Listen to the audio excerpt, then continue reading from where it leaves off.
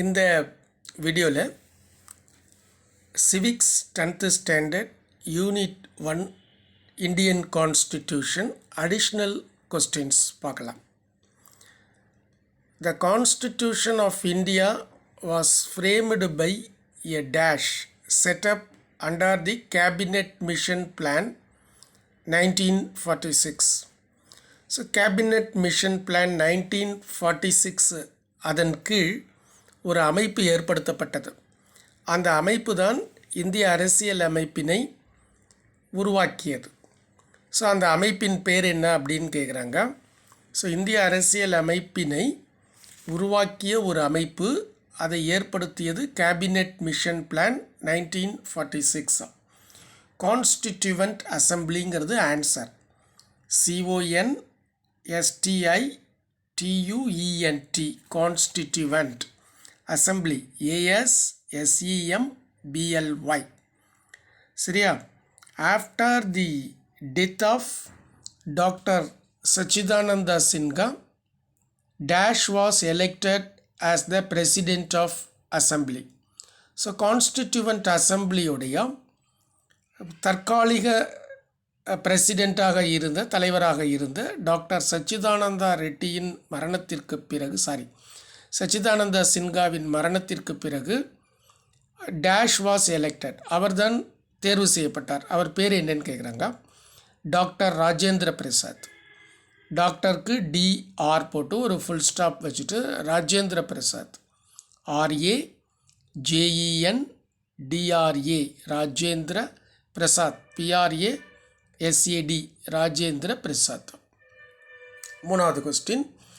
The draft of constitution was prepared by drafting committee under the chairmanship of.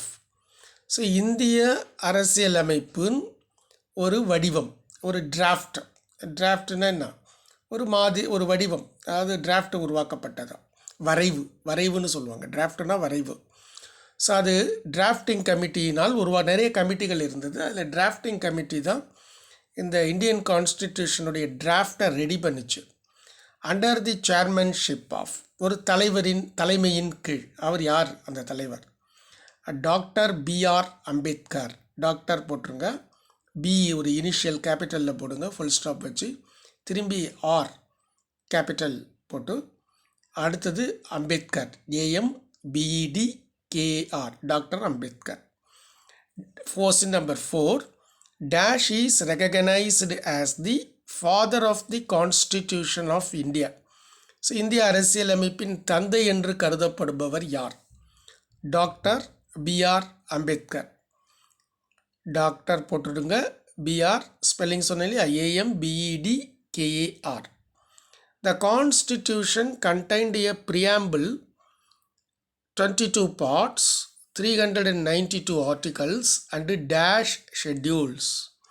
So நம்ம கான்ஸ்டிடியூஷனில் என்னென்னலாம் இருக்குதுன்னு கேட்டிங்கன்னா, ஒரு ப்ரியாம்பிள் இருக்குது. So ப்ரியாம்பிள்னால் முகவுரை, introduction. 22 பகுதிகள் இருக்கின்றன, 22 பார்ட்ஸ், 395 ஆர்டிகல்ஸ், 395 சட்ட பிரிவுகள் இருக்கின்றன. சரியா? 22 பார்ட்ஸு பகுதி, அது 22 பகுதிகள், 395 சட்ட பிரிவுகள் மற்றும் 8 ஷெட்யூல்ஸ். ஷெட்யூல்ஸ் எத்தனைன்னு கேட்டிருக்கிறது? 8 ஷெட்யூல்ஸ், அட்டவணைகள் 8. ஸோ இதில் எது வேண்டுமானாலும் கொஸ்டினாக வரலாம். அதனால் நீங்கள் தெரிஞ்சுக்க வேண்டியது, கான்ஸ்டிடியூஷன் நம்மள ஒரு ப்ரியாம்பிள் இருக்குது, 22 பார்ட்ஸ் இருக்குது, 395 ஆர்டிகல்ஸ் இருக்குது, 8 ஷெட்யூல்ஸ் இருக்குது. இது 4மே தெரியணும். Preamble 1, 22 parts, 395 articles, 8 schedules. இது 4மே தெரிஞ்சு வச்சுக்கோங்க. The preamble to the Indian Constitution. The preamble to Indian Constitution is based on objective resolution drafted by Jawaharlal Nehru. இந்தியாவினுடைய முதல் prime minister Jawaharlal Nehru. JAWAHARLAL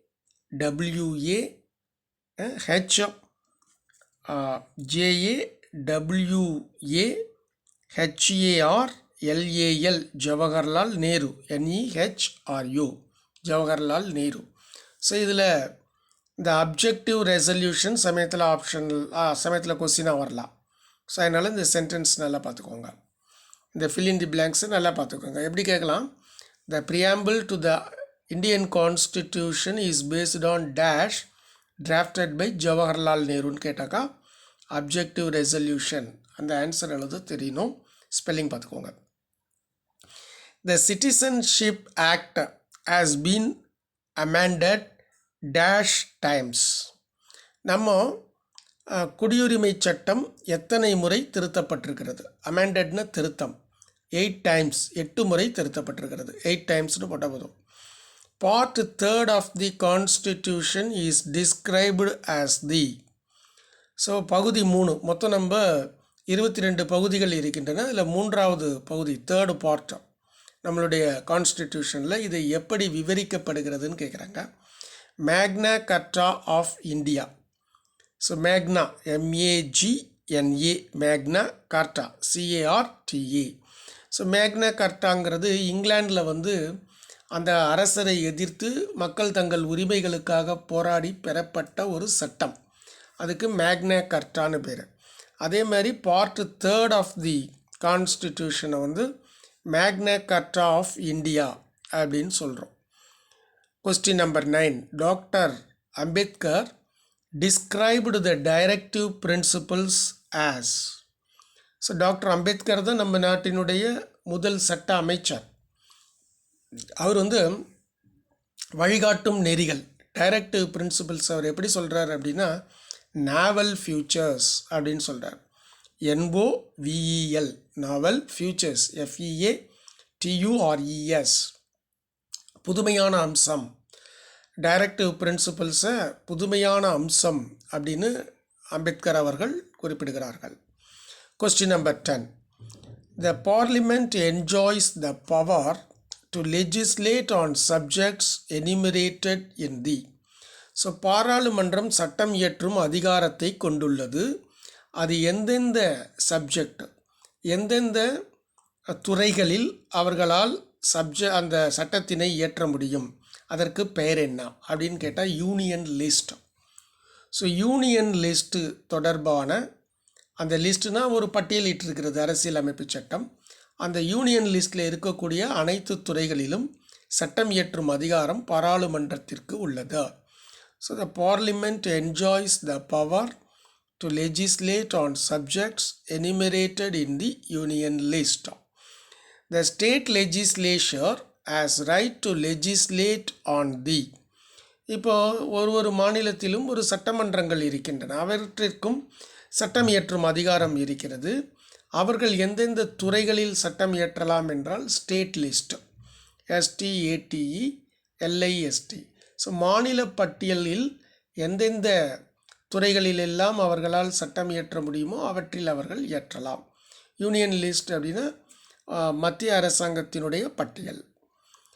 question number 12. Both Parliament and state legislature have power to legislate on. பாராளுமன்றமும் சட்டமன்றங்களும் அதிகாரம் பெற்றிருக்கின்றன இந்த பட்டியலில் வருகின்ற துறைகளில் சட்டம் இயற்றுவதற்கு.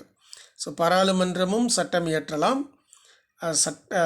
சட்டமன்றங்கள் மாநில சட்டமன்றங்களும் சட்டம் இயற்றலாம். எந்த துறை அப்படின்னு கேட்டால் congruent list CONCURRENT congruent list. இப்போ இந்த கான்குரண்ட் லிஸ்ட்டில் சட்டமன்றம் மாநில சட்டமன்றம் ஒரு சட்டம் இயற்றுகிறது. மத்திய அரசாங்கம் ஒரு சட்டம் பாராளுமன்றத்தில் ஒரு சட்டம் இயற்றப்படுகிறது. 2 சட்டத்திலுமே ஒரு டிஸ்பியூட் ஏற்பட்டால் ஒரு தகராறு ஏற்பட்டால் பார்லிமெண்ட்டில் லெஜிஸ்லேட் பண்ண அந்த லா தான் நிற்கும். அந்த லாவை படி தான் செயல்பட முடியும். புரியுதா? பாராளுமன்ற சட்டத்திற்கும் பார்லிமெண்ட்டோட லாக்கும் ஸ்டேட் லெஜிஸ்லேட்டிவ் லாவும் ஏதேனும் ஒரு துறையில் சட்டங்கள் இயற்றப்பட்டது ஒரு பிரச்சனைக்கு உள்ளாகுமே ஆனால் டிஸ்பியூட்டுக்கு வருமேயானால் அப்போது பார்லிமெண்ட்டு சட்டம் தான் அது வந்து ஷைன் பண்ணும். அதாவது பார்லிமெண்ட்டோட சட்டம் தான் அங்கே இயங்க முடியும். சரியா? late Prime Minister Indira Gandhi appointed to make enquiry into center-state relations. So மறைந்த பிரதமர் இந்திரா காந்தி அம்மையார் அவர்கள் மத்திய மாநில உறவுகள் தொடர்பான ஒரு கமிஷன் நியமித்தார். அந்த கமிஷனோட பேர் என்ன அப்படின்னு கேட்குறாங்க. Sarkaria commission. SARKARIA COMMISSION Sarkaria Commission. Question number 14. The National Commission to review the working of the Constitution was set up by. So நம்மளுடைய தேசிய ஆணையம் நம்மளுடைய அரசியலமைப்பின் இயக்கத்தை பரிசீலனை செய்வதற்காக அமைக்கப்பட்ட ஒரு அமைப்பு, கமிஷன் ஒன்று அமைச்சாங்க. அது யார் அப்படின்னு கேட்குறாங்க. MN வெங்கடாச்சலையா.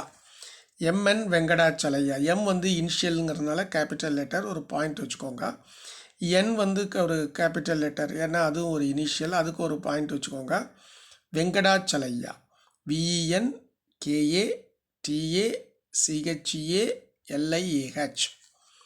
அடுத்தது கொஸ்டின் நம்பர் 15.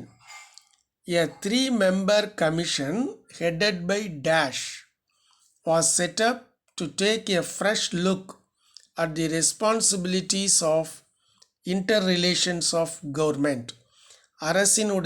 அரசுக்குட்பட்டு, ஒரு அரசாங்கத்திற்கு உட்பட்டு அவர்களுடைய உறவுகள், பொறுப்புகள், அதை பற்றி ஒரு புதியதாக பார்ப்பதற்கு ஒரு 3 உறுப்பினர்களை கொண்ட ஒரு ஆணையம் அமைக்கப்பட்டது. அந்த ஆணையத்தின் தலைவர் யாருன்னு கேட்குறாங்க. அந்த ஆணையத்தின் தலைவர் MM பூஞ்ச், PUNCHIHI, பூஞ்ச். அடுத்தது கொஸ்டின் நம்பர்